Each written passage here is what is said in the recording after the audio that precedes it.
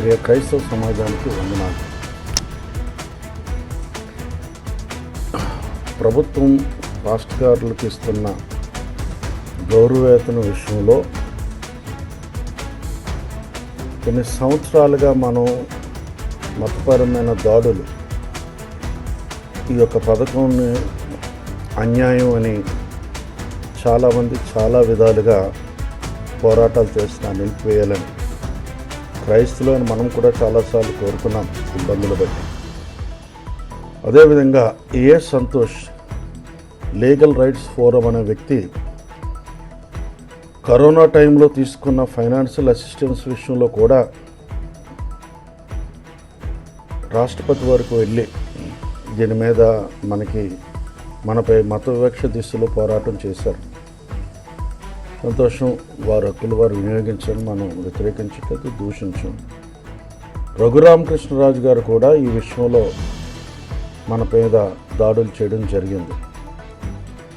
ఇప్పుడు మరలా GO number 112/2025లో Praveen పగడాల గారు చనిపోయినప్పుడు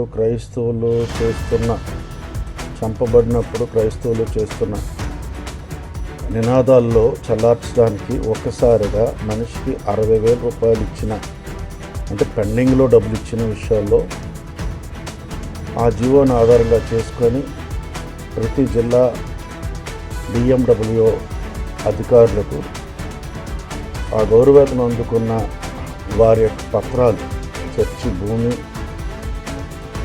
లీజ్ అగ్రిమెంట్లు, ఇంకా రకరకాల విషయాలు వాళ్ళు దరఖాస్తు చేస్తూ సమాచార హక్కు కింద సేకరణ చేస్తున్నారు. ఇది అక్రమం. ప్రభుత్వ గణనీయ నిధులతో కానీ, ప్రభుత్వ అధికారుల పర్యవేక్షణతో కానీ, నియమ నిబంధనలతో కానీ నిర్వహించబడని ఏ మత ప్రైవేట్ సంస్థ కూడా ఆర్టీఐ పరిధిలోకి రాదు.